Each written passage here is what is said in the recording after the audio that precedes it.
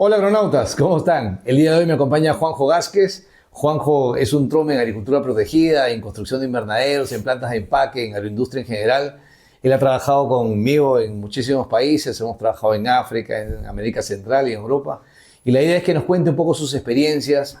He tenido la oportunidad de enseñarle un poquito el Perú y yo creo que vamos a aprender de sus conocimientos e intercambiar un poco de opiniones para que nos cuente lo que ha venido haciendo en los últimos años y de qué manera el Perú puede insertarse también en esta posibilidad de innovar con agroplasticultura y con invernaderos en el país. Nada, Juanjo, muchas gracias por estar acá. Bienvenido. Muchas gracias, Tony. Lo primero, agradecerte la oportunidad de explicarte un poco lo que hacemos, ¿vale? Y daros las gracias. Nosotros tenemos una empresa de consultoría en la cual venimos realizando muchísimos proyectos agrícolas y agroindustriales, no solo en España, sino, como ha dicho Tony, en el norte de África, en Latinoamérica, en el Caribe y demás. Y bueno, nos conocemos hace ya bastantes años. Precisamente nos conocimos siendo él profesor de la Universidad de Almería y yo siendo alumno. Bueno, aquí estamos hoy en día.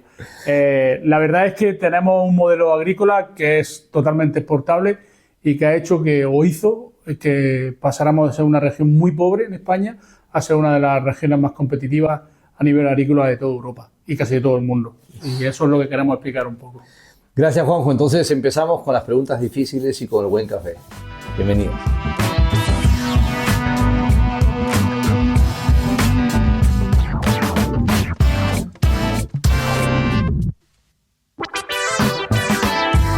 A ver, Juanjo, cuéntame. Gracias, Tony. ¿Cómo nació el modelo de agricultura de Almería?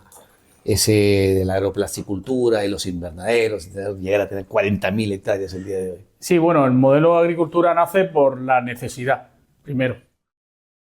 Somos una provincia del sur de España, donde, como sabemos, en todos los países el sur son las zonas más pobres, ¿no? En este caso, era una zona muy pobre donde teníamos unas condiciones climatológicas que hacían que fuera una zona donde se podía dar la agricultura.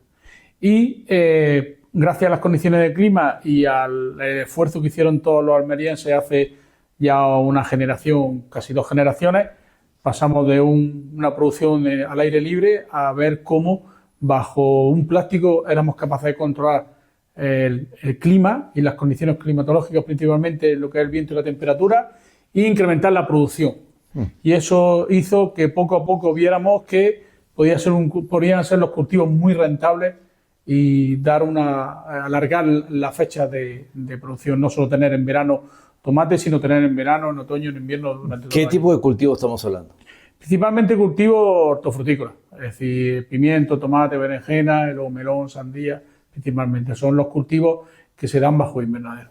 Y que han resultado siendo más rentables, porque finalmente el mercado es el que... Efectivamente, la rentabilidad sobre todo es porque hemos logrado incrementar la producción infinitamente respecto a cultivo fuera, en el suelo, como decimos nosotros, al aire libre, y hemos alargado esa producción. Ya, más allá de que tenga ahora un espacio de, qué sé yo, 10 meses de producción, una cosa así, ¿no? Sí, correcto. Tienes también 3 veces más productividad. Sí, mucha más productividad, calidad y un producto uniforme, que es lo que al final ha demandado nuestro mercado principal en el que ha sido Europa. ¿Y cómo se ha visto ahí afectado esto por la innovación tecnológica? Calculo que a mediados de los 70, cuando se genera este desarrollo, ¿no? Hay cierta tecnología muy básica, ¿no? Y con el tiempo pues se ha ido sofisticando. Cuéntame. Sí, poco inicialmente el campo agrícola almeriense era muy parecido al que tenemos aquí.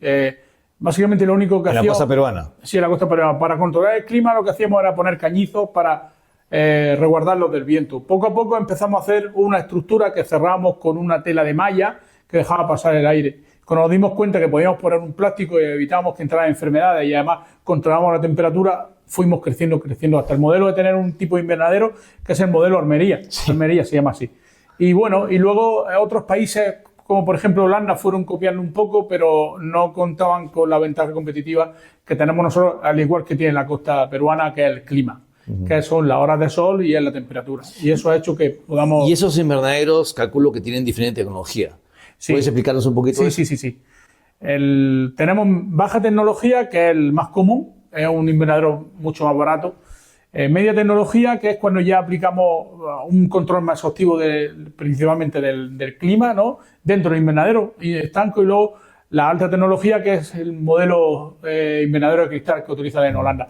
Pero que no es necesario. No es necesario ni en Almería ni es necesario aquí, puesto que los holandeses no tienen lo que tenemos aquí, que es el clima, básicamente. ¿Y cuáles son los errores que comete alguien que es un inversor y muchas veces se da en el tema de aeroplasticultura? Sí, yo creo que el error común es que no buscan un asesoramiento correcto. Es decir, muchas veces se dejan guiar por una fabricante de una estructura invernadero o alguien que vende un equipo de riego y no consultan con una empresa consultora que tenemos la experiencia no solo de hacer un invernadero, sino hacer cientos de hectáreas o miles de hectáreas. Y eso es importantísimo, porque nosotros no vamos a vender un producto específico, sino que queremos dar una solución que va a depender si está en una zona de la costa o está un poco más hacia la sierra, etcétera, etcétera. Y eso es un error común. Luego se dan cuenta y vienen a nosotros.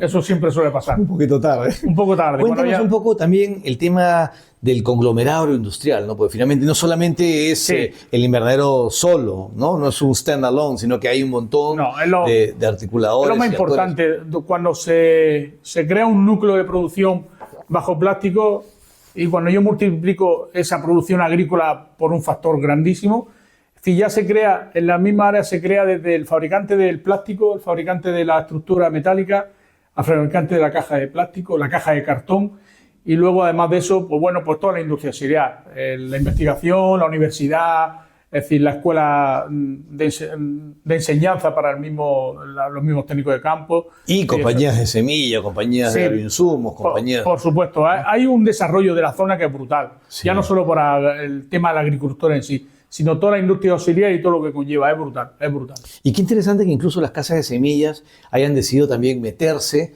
a este tema acá para probar sus semillas, cuáles son mejores o peores en diferentes condiciones de invernaderos para después poder, con base a ello, ¿no? Tener una capacidad de venta, ¿no? Decir, mira, esto acá ha funcionado así, esto ha funcionado así, son como parcelas demostrativas, pero dentro de los invernaderos. Sí, efectivamente. No hay que olvidar que una cosa muy importante de la producción es la semilla.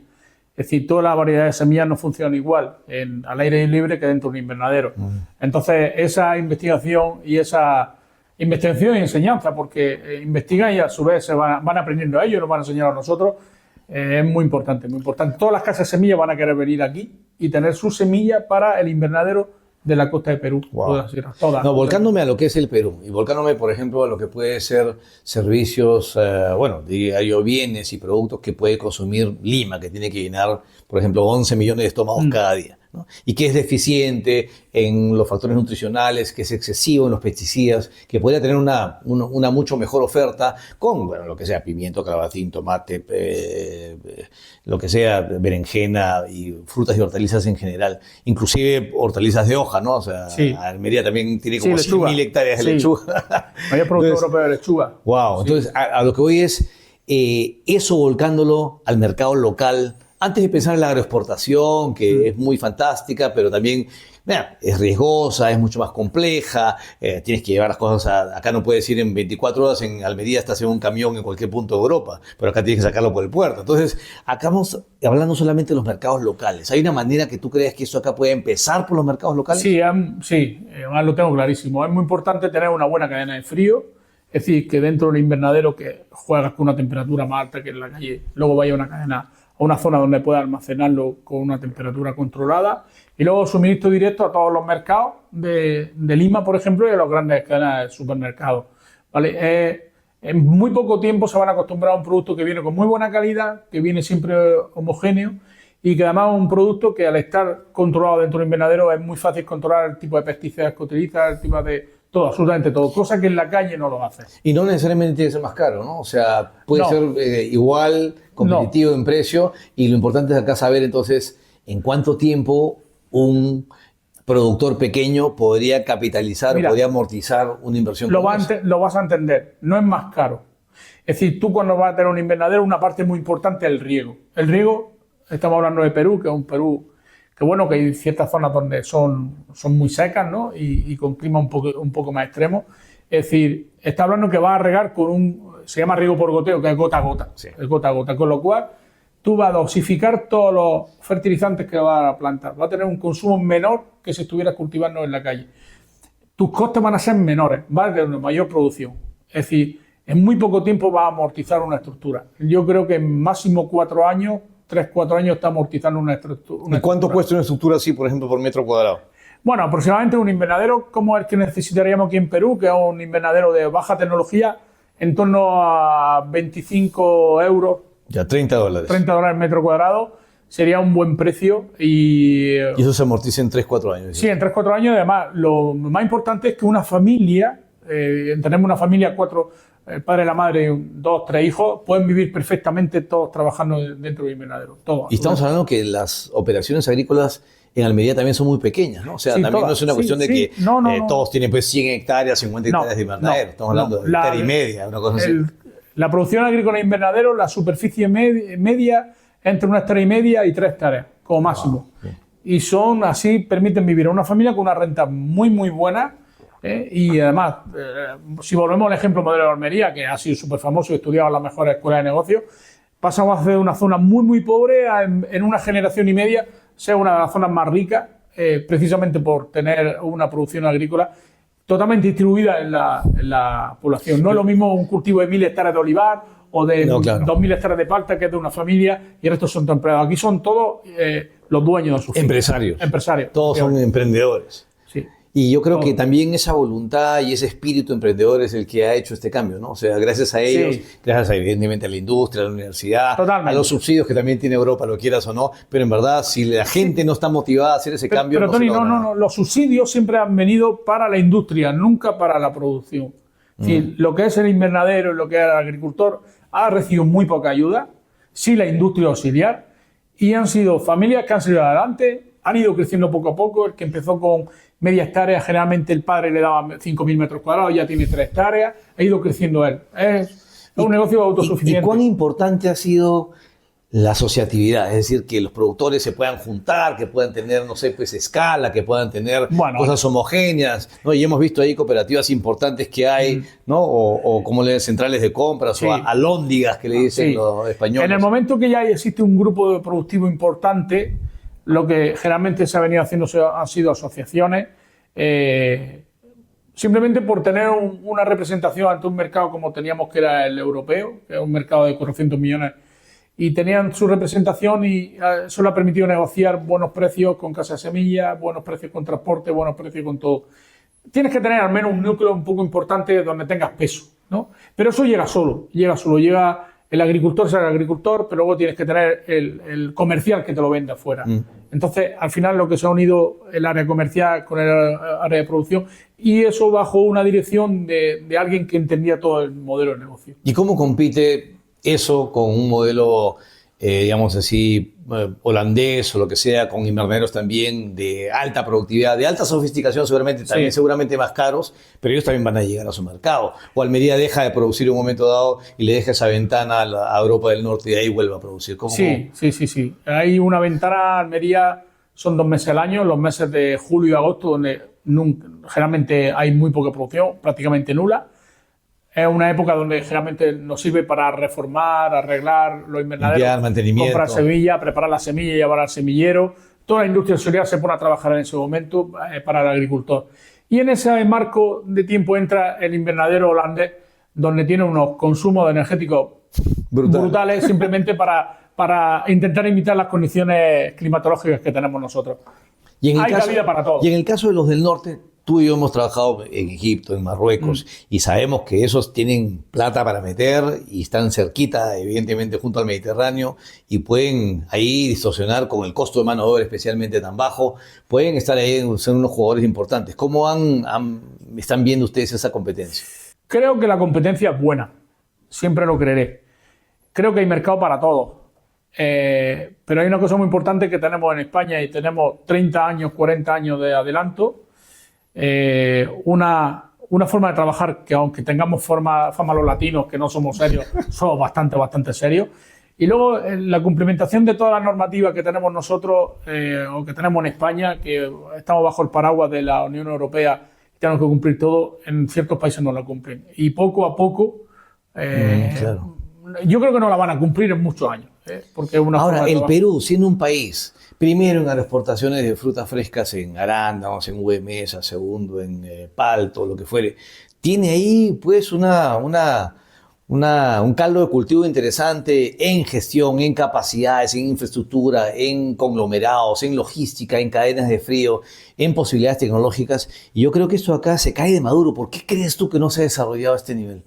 Bueno, yo creo que es por desconocimiento, ¿no? No conocer el modelo y no haberlo visitado. Tú piensas, yo creo que no conozco a dos peruanos que hayan estado trabajando que hayan visitado nuestro país, o el sur de España hayan visitado. Muy pocos. El modelo invernadero, muy pocos. Es decir, México lo hizo hace 20 años y México se ha convertido en una potencia. No, tenemos en Monterrey diferentes invernaderos con diferentes niveles. Y efectivamente, está desde la zona de Guanajuato y Irapuato, que tiene invernaderos de alta tecnología, como dice Monterrey, de media y baja tecnología. Es decir, y nos sigas, hemos estado juntos, visto el proyecto en Honduras, hemos visto el proyecto en Dominicana. ¿Qué pasó con el Perú? Bueno, el Perú falta que lo que ha pasado, creo yo, es que tenéis un cultivo que es árbol, la palta, como bien sabes, que es uva, que sois los número uno y no ha hecho falta. Pero podéis cubrir la demanda completa, no solo de Perú, sino la demanda completa y más ahora con el puerto de Chancay, por ejemplo, que voy a estar comunicado con toda la área del Pacífico. Es decir, ser un proveedor de fruta y verdura, perfectamente de hortalizas de Estados Unidos. Wow. No lo olvidéis, ¿eh? Ahora, si tuvieras que dar tú 3 consejos para un joven emprendedor que se consiga una platita, que dé la manera de invertir en un invernadero, en algo de agroprosticultura, no tan grande, pero que sea suficientemente rentable, ¿qué le aconsejarías? Bueno, yo lo que le aconsejaría primero es que se asesore. Es decir, que se vaya a alguien experto y le diga, oye, donde yo estoy, ¿cuál es mi mejor invernadero? Y diseñarle un invernadero adecuado a sus posibilidades y a las condiciones climatológicas. Y luego estudiar con él bien y con las casas de semillas qué semilla o qué variedad de tomate, variedad de pimiento, berenjena se puede dar. Y por supuesto saber cuál es tu mercado objetivo y trabajarlo antes. Yo creo que eso es lo principal. Y luego trabajar, y trabajar, y trabajar. Eso es lo más importante. Sin eso no se puede lograr nada. Sin eso no se puede. Chicos, espero hayan disfrutado de este podcast. Juanjo, un placer tenerte acá como siempre. Muchísimas gracias, Tony. No has probado el café y eso me preocupa porque es café peruano y café bueno. Nada, sé que es bueno. Lo probaremos. Muchas gracias. Nos vemos, agronautas. Un gusto.